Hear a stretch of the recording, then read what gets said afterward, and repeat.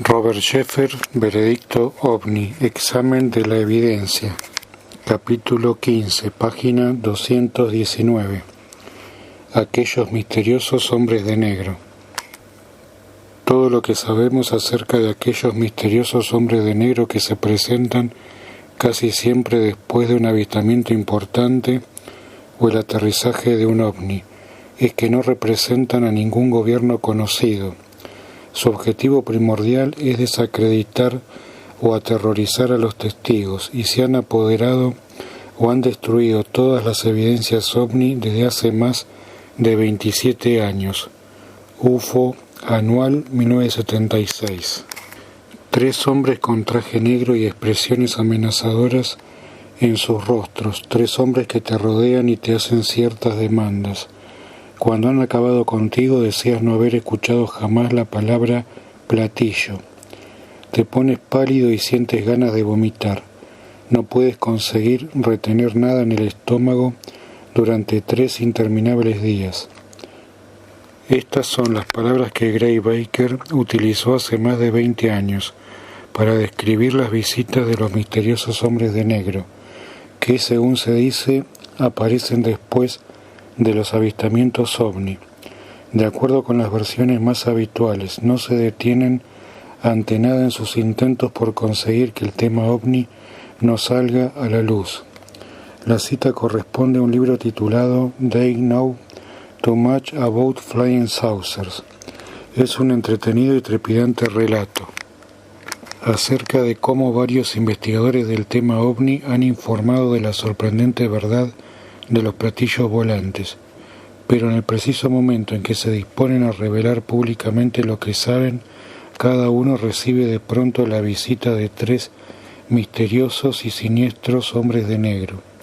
Después de tan desagradable aparición, los hasta entonces infatigables investigadores pierden súbitamente todo interés en el tema, hasta el punto de que no solo no quieren ni oír hablar de los ovnis, sino que no están dispuestos a explicar los motivos por los cuales guardan un mutismo tan absoluto. Gray Baker dirige en la actualidad Saucerian Press, que tiene como sede un apartado de correos en Clarksburg, West Virginia. Publican libros vinculados con la literatura OVNI y ofrecen títulos tan fascinantes como We Meet the Space People, Flying Saucers, Revelations, My Visit to Venus y How to Contact Space People. Por unas 1000 pesetas, Saucerian Press le enviará un disco de larga duración de Howard Menger, que contactó con ovnis, interpretando música desde el planeta Saturno. También podrá recibir Flying Saucers Close Up, que contiene casi 1 kilo de lectura fascinante. Según el anuncio, los seres del espacio ordenaron al autor que escribiera este libro. En febrero de 1975, Baker envió una advertencia OVNI a todos los clientes anotados en su lista. Formulaba una severa advertencia acerca de los riesgos que al parecer corrían sus clientes en el caso de que aprendieran demasiadas cosas acerca de los platillos volantes. Primero atraparon a Bender, después a John y a Barbara. A continuación tomaron a Jessup, proclamaba Baker en grandes letras de molde en el exterior del panfleto plegado. Avisaba: si usted está acumulando demasiada información acerca de un determinado tema OVNI, será mejor que no lea estos contenidos. La elipsis es del original.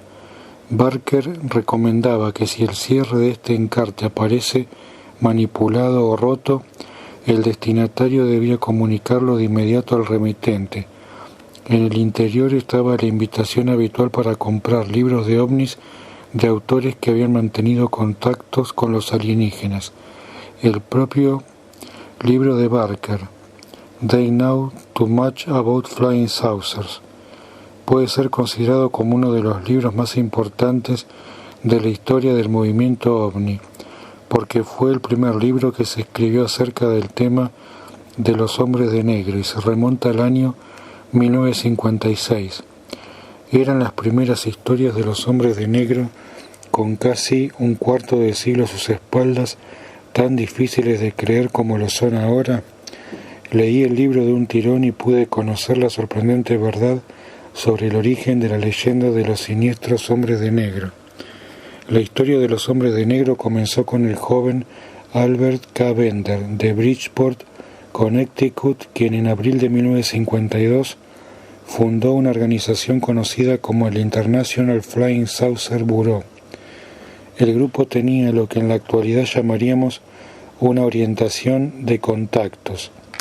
En la nota de prensa en la que se anunciaba la formación del grupo, Bender describía su talante como el propio de un amigo, siempre y cuando ellos decidieron aterrizar en son de paz. Bender reconoce que por aquella época ya era conocido en su ciudad como el excéntrico, una calificación que ha llevado a muchos de sus críticos a creer injustamente que estaba, según sus propias palabras, chiflado. Bender vivía con su padrastro en una casa de 3 pisos. Como ocupaba una habitación adyacente a un ático especialmente siniestro, decidió convertir su domicilio en una cámara de los horrores. Lo decoró de una forma tan espectacular con esqueletos, murciélagos, arañas y fantasmas de todos los tipos que el periódico local le dedicó un artículo por la calidad de sus macabras creaciones. Disfruto con la literatura fantástica, explicó Bender. En el momento de la fundación del Flying Saucer Bureau, los grupos pro-ovnis tan conocidos en la actualidad como APRO, NICAP, MUFON y CUFOS todavía no existían. El grupo de Bender no tardó en reunir a muchos partidarios de los ovnis, además de concitar la atención de los medios de comunicación, no solo en los Estados Unidos y Canadá, sino también en Inglaterra y Australia. Entre los que se unieron a la organización de Bender estaban Gray Barker, Frank Scully, el primer escritor que popularizó el rumor de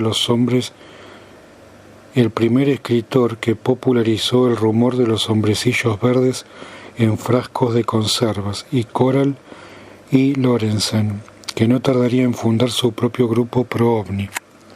El International Flying Saucer Bureau comenzó a publicar un periódico trimestral titulado Space Review, que, al igual que todos los demás boletines de las organizaciones pro-ovnis, contenía relatos de los avistamientos de ovnis y noticias referentes a la entidad, así como también algunas reflexiones un tanto rebuscadas acerca de los platillos volantes.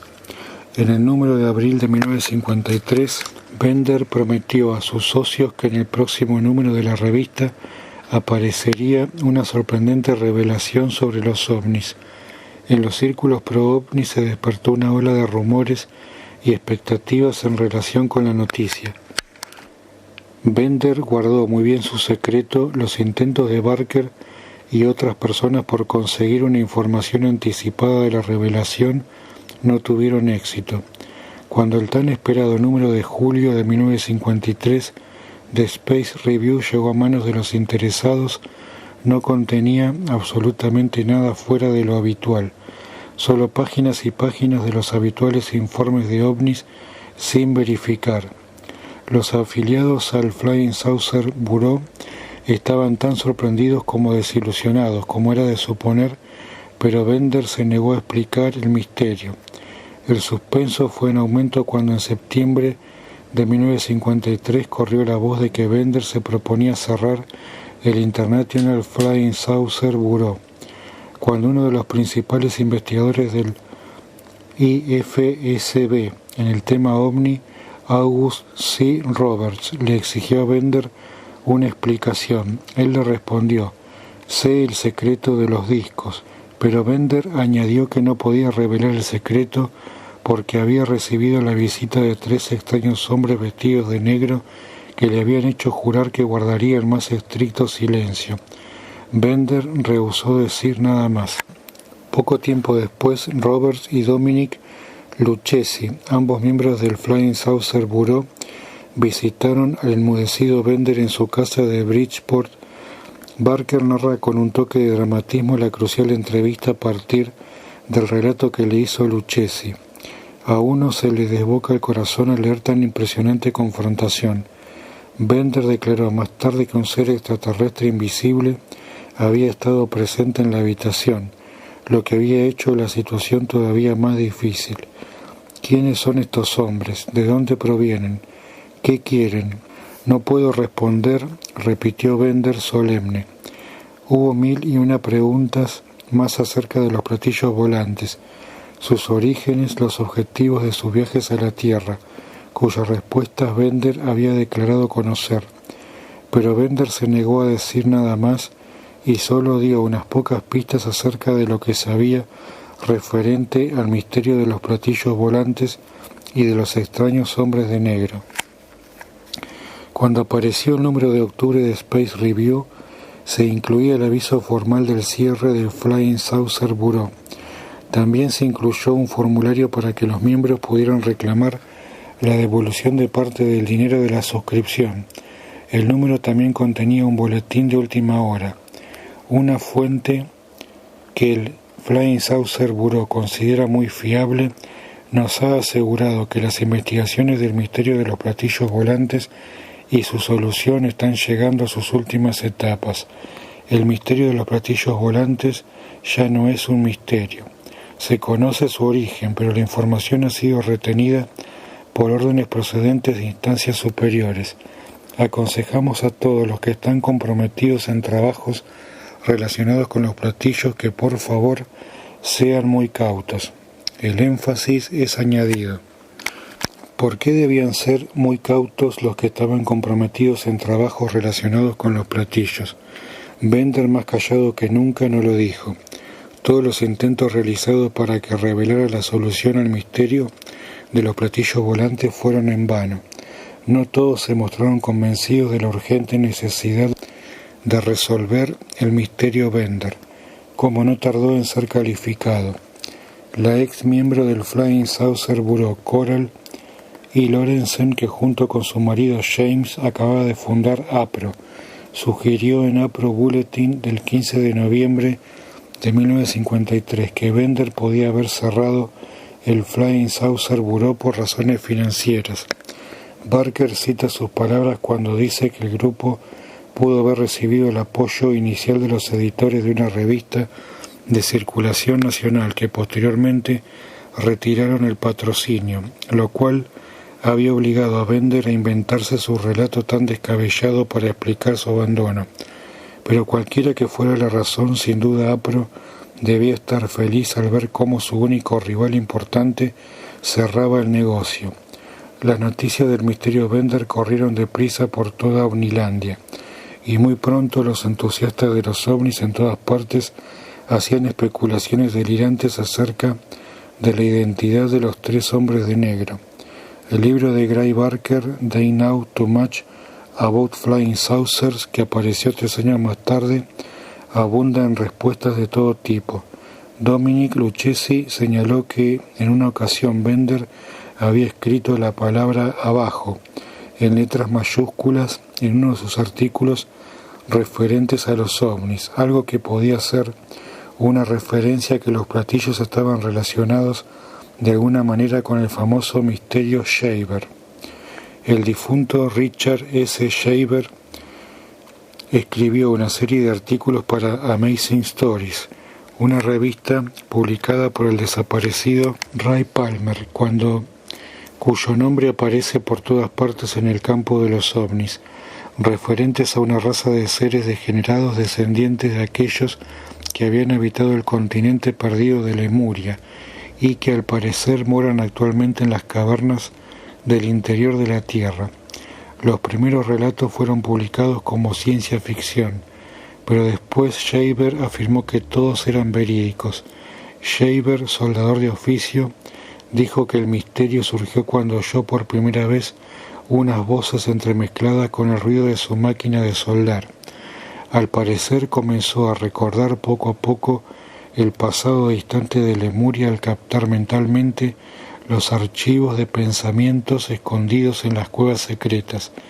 Shaver también escribió mucho sobre los robots construidos por las criaturas subterráneas, algunos de los cuales los Teros ayudaban a los humanos, mientras que los robots degenerados, los Deros, eran responsables de muchas de las desgracias que pasaban en el mundo.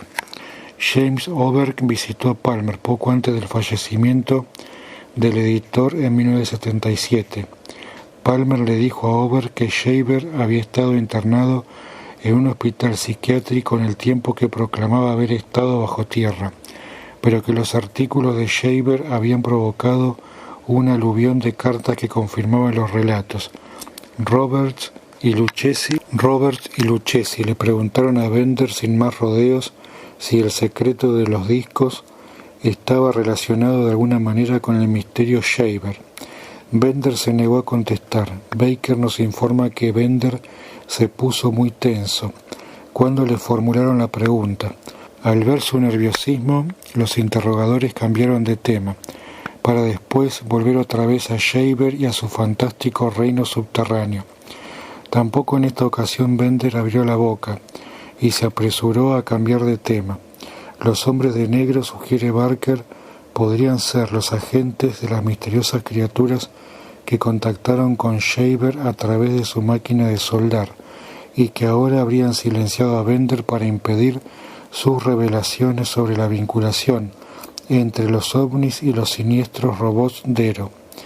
Otra explicación que Barker analiza con cierto detalle es la posible relación entre los platillos volantes y el alarmante aumento de la capa de hielo en el Polo Sur. Cita las teorías de un ingeniero eléctrico llamado Hugh A. Brown, de Long Island, que mantiene una campaña personal para alertar al mundo del terrible peligro que le espera, debido a los 5 trillones de toneladas de hielo nuevo que, según Brown, se forman cada año alrededor del Polo Sur. Barker describe la frustración de Brown dando vueltas en la cama por la noche, porque nadie con la autoridad suficiente presta atención a sus frenéticos avisos. Tarde o temprano, tal vez incluso mañana o la semana próxima, quizá en el próximo minuto, advierte Barker, llegará inevitablemente la hora cero, a menos que se tomen medidas drásticas. Cuando este terrible suceso tenga lugar, la Tierra, dice, temblará y caerá hacia un lado, volcándose como un gigantesco bote sobrecargado.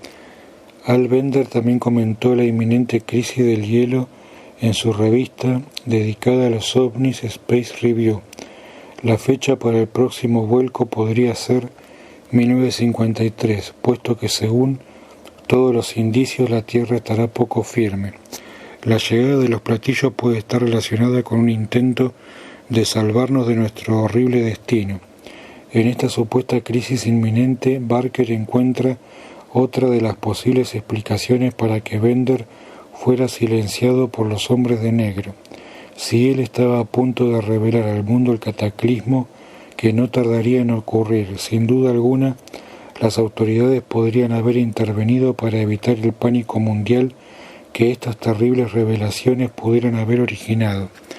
Una tercera de las posibles explicaciones indicadas por Barker era la supuesta conspiración por parte de los principales astrónomos del mundo para encubrir lo que habían visto a través de sus telescopios en el planeta Marte.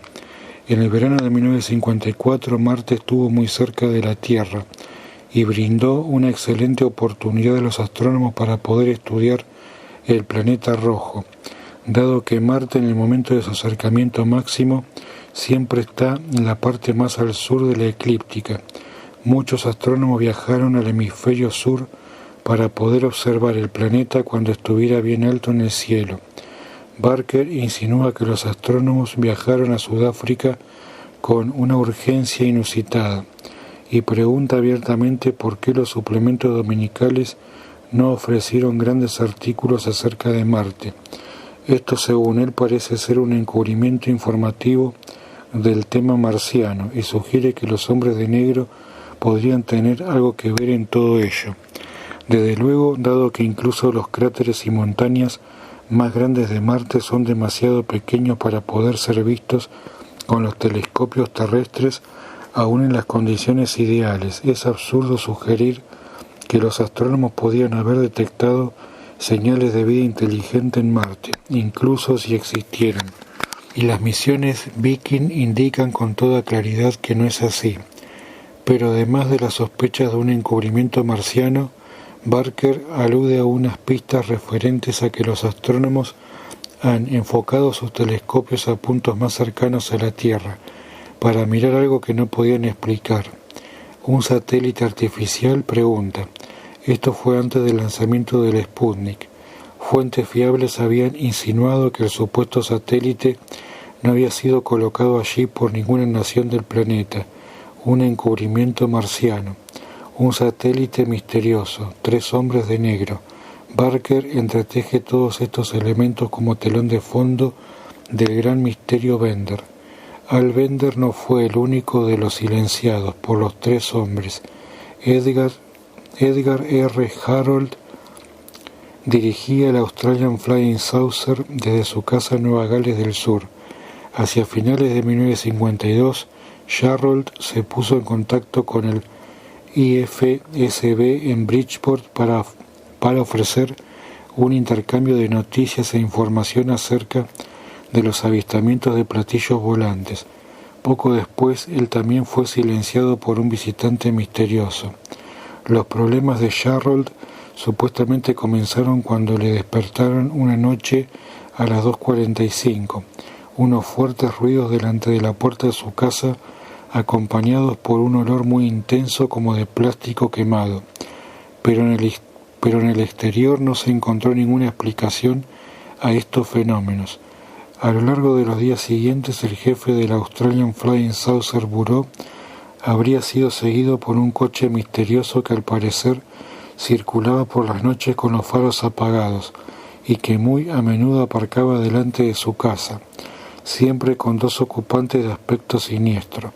Sharrold informó posteriormente a Barker que había recibido una visita inesperada que se negó a identificar.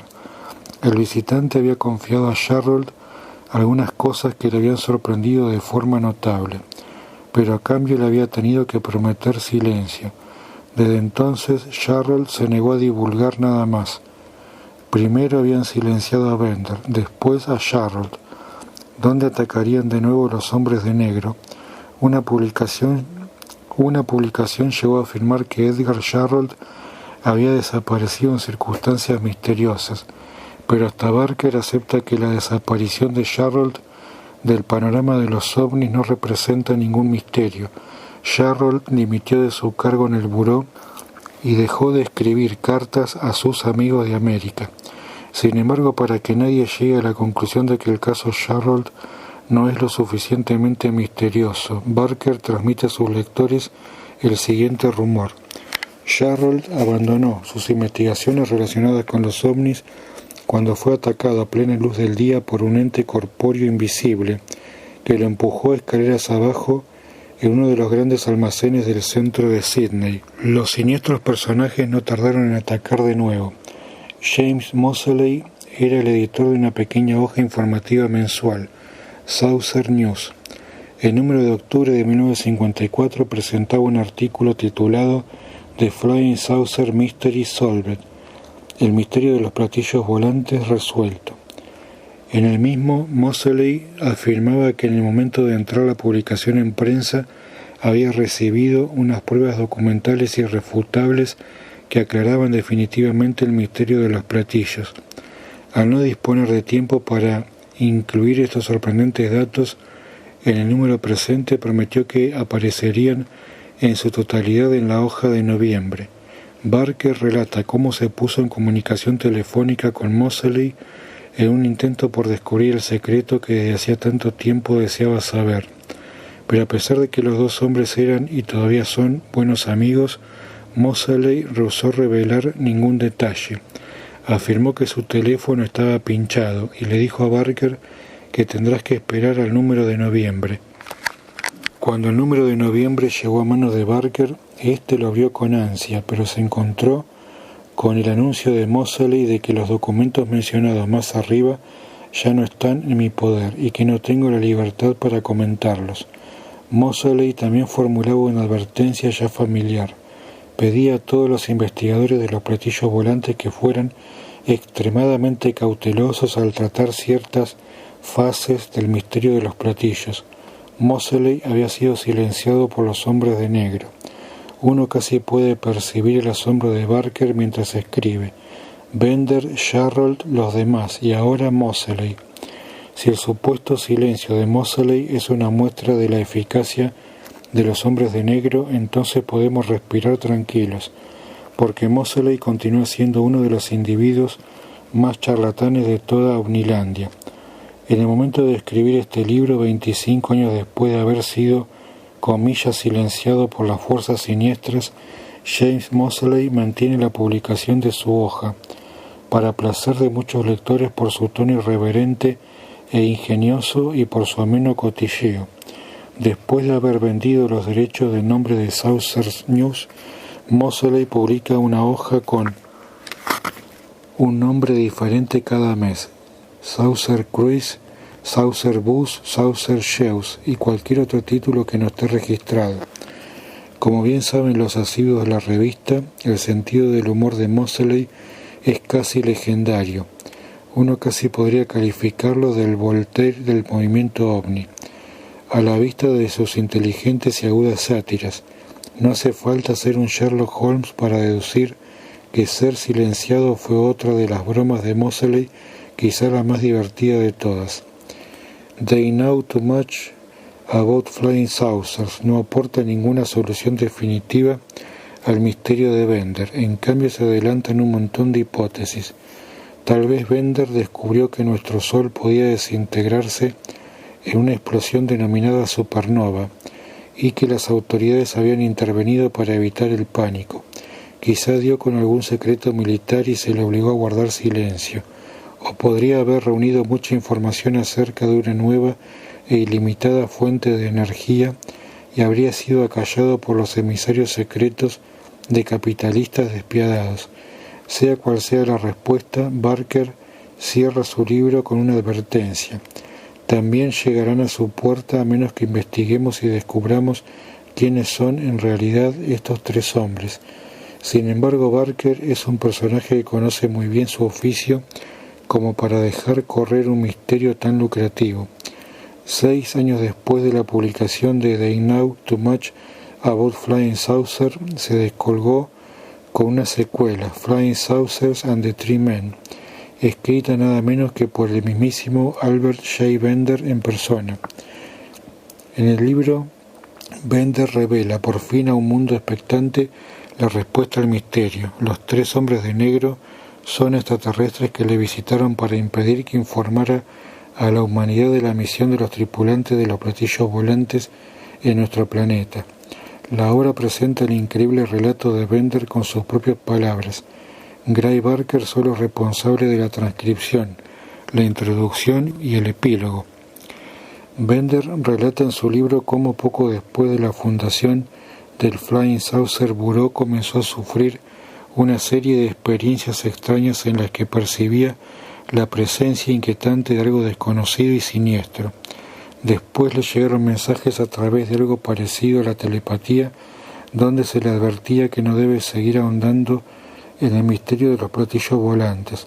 Pero la primera confrontación real con estas fuerzas siniestras no tuvo lugar hasta el 15 de marzo de 1953 en la noche del día C.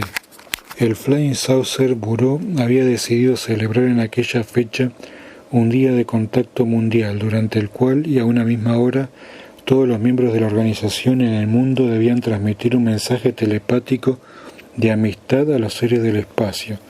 El texto del mensaje que los socios debían memorizar comenzaba de esta manera: llamando a los ocupantes de las naves interplanetarias, llamando a los ocupantes de las naves interplanetarias que observan nuestro planeta Tierra.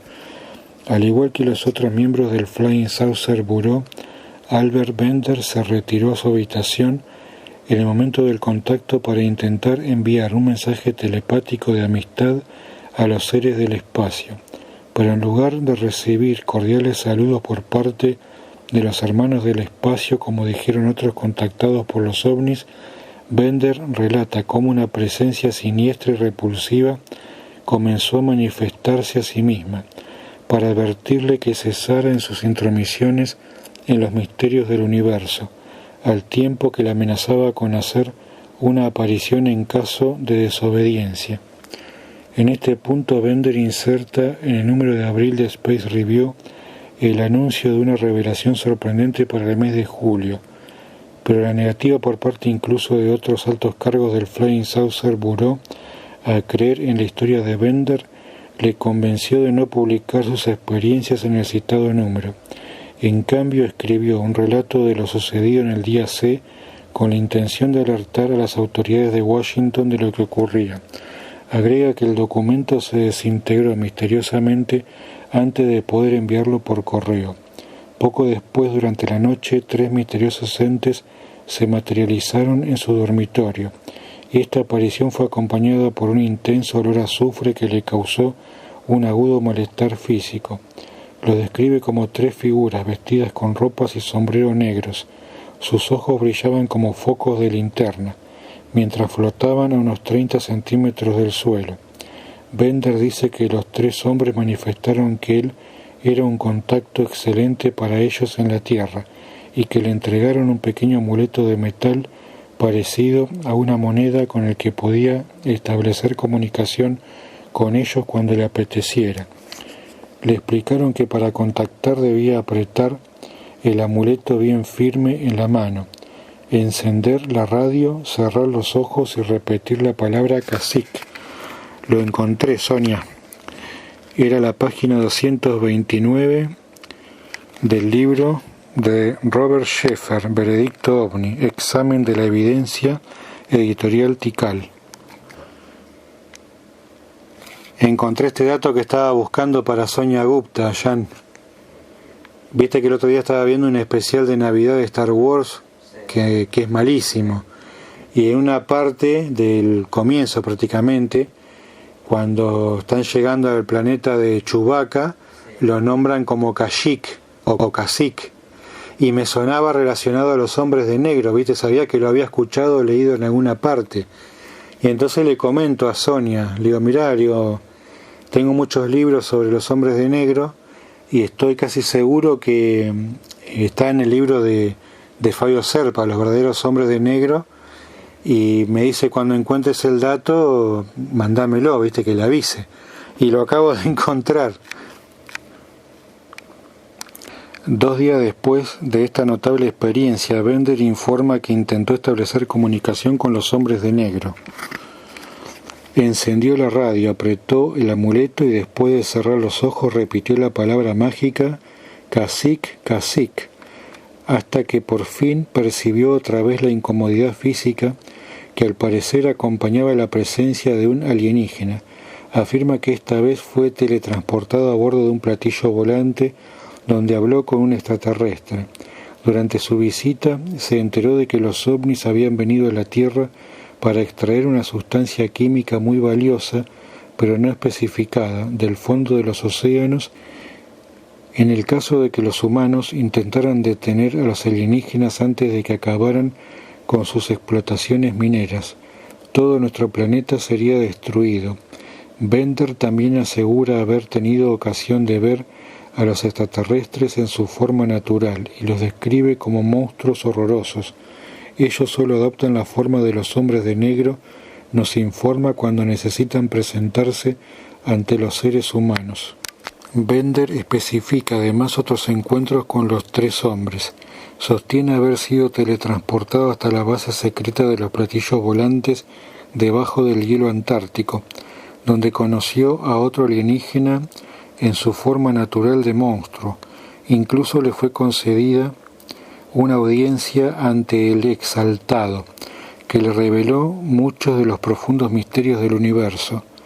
Bender dice haber visto algunas de las máquinas para la explotación minera de los ufonautas. También manifiesta que el exaltado le permitió ver un mapa estelar alienígena. Betty Hill ha dicho lo mismo. Bender incluye un bosquejo del mapa en su libro, pero Marjorie Fish hasta el momento no ha aparecido con la identificación de las estrellas correspondientes. Varios meses después de la supuesta visita y el teletransporte de Bender de regreso a Bridgeport, Dice que los tripulantes de los ovnis le informaron que habían completado su misión en la Tierra, abandonaron nuestra región del universo y por fin Bender tuvo la oportunidad de revelar esta emocionante historia. Desde entonces, dice, no ha vuelto a saber nada más de los hombres de negro. La leyenda de los hombres de negro fue recogida y ampliada por escritores del tema ovni, John Keel, Brad Steiger y muchos más. En la actualidad, la historia de los hombres de negro se ha convertido en una parte integral del folclore de los platillos volantes. Uno podría suponer que los investigadores serios de los ovnis no creerían en las historias de los hombres de negro, a las que se puede seguir la pista sin muchos esfuerzos hasta sus poco creíbles orígenes. Después de todo, cuando alguien está embarcado en una investigación científica verdadera, como proclaman la mayoría de los ufólogos, se debe tener mucho cuidado a la hora de aceptar información no verificada y, sobre todo, ser muy cauteloso al tratar historias que se originan en circunstancias más que dudosas. El más conocido de los investigadores científicos de los ovnis de hoy en día en los Estados Unidos es J. Allen Hynek, que en 1975 también aceptó la existencia de los hombres de negro. Hynek es citado por el National Enquirer en su descripción de un incidente con estos monstruos ocurrido en México. Hynek, que por aquel entonces era el titular del cuadro de la cinta azul de los ovnis en el Enquirer, dijo que el testigo de un caso ovni con el que tenía concretada una entrevista no pudo asistir porque había sido silenciado por los hombres de negro. Según el relato, los hombres de negro le habían hecho salir de la carretera y le habían advertido que guardara silencio acerca del avistamiento si sabía lo que le convenía. Era el piloto mexicano Carlos Antonio de los Santos. En una entrevista concedida en 1976, Hynek habla de otro sorprendente incidente con los hombres de negro, del que se tuvo conocimiento a medianoche a través de una llamada a la línea caliente del Centro para Estudios OVNI. La llamada fue hecha por un agente de policía de una pequeña ciudad de Minnesota, donde desde hacía varios meses soportaban una oleada de ovnis. La historia hace mención a un individuo en un enorme Cadillac negro, que se comportaba de una forma muy extraña. Al parecer molestaba a una pareja que iba en otro vehículo sin ningún motivo aparente, y les impedía que hicieran una llamada telefónica. Mientras los policías perseguían al misterioso Cadillac negro para tratar de ver el número de la matrícula, Hynek dice que delante de sus ojos el vehículo que perseguían se elevó en el aire y desapareció, como si hubiese entrado en otra dimensión. Para recalcar la importancia dada a los informes acerca de los hombres de negro por parte de CUFOS, tenemos las palabras de Richard Schinger, sociólogo en el Palm Beach Junior College de Florida. Schinger viajó a Evanston, donde pasó varias semanas con Hynek en el Centro para Estudios OVNI. En una entrevista concedida a un periódico de Florida, Schinger repite el ya conocido incidente de hombres de negro ocurrido en México, que recibió del propio Hynek. Entre otras cosas, dice que siempre había considerado los relatos acerca de los hombres de negro como algo puramente sensacionalista, hasta que tuve ocasión de ver la seriedad dada al tema por parte de Hynek y los científicos que le rodean. Para mí es algo más increíble que los mismos ovnis. Puedo entender a los ovnis, pero me siento incapaz de entender a los hombres de negro. Usted descubre el secreto de los discos, pero no puede revelarlo porque lo visitan 3 extraños hombres de negro que lo obligan a guardar silencio. ¿Por qué han venido? ¿Están relacionados con el misterio Shaver? ¿Forman parte del encubrimiento marciano? ¿Con la inminente crisis del hielo en el Polo Sur? No tardan en silenciar a Jarrell y después a Moseley, pero al fin es libre para poder revelar los secretos que los hombres de negro le obligaron a silenciar: el incidente del día del contacto mundial, el teletransporte, el exaltado, los monstruos, el amuleto, Cacique, los ojos que brillan como focos de linterna. Había considerado los relatos acerca de los hombres de negro como algo puramente sensacionalista hasta que tuve ocasión de ver la seriedad dada al tema por parte de Hynek y los científicos que le rodean. Todo sirve para demostrar cómo, al pasear por las maravillas de Omnilandia, un poco de credulidad sirve de gran ayuda.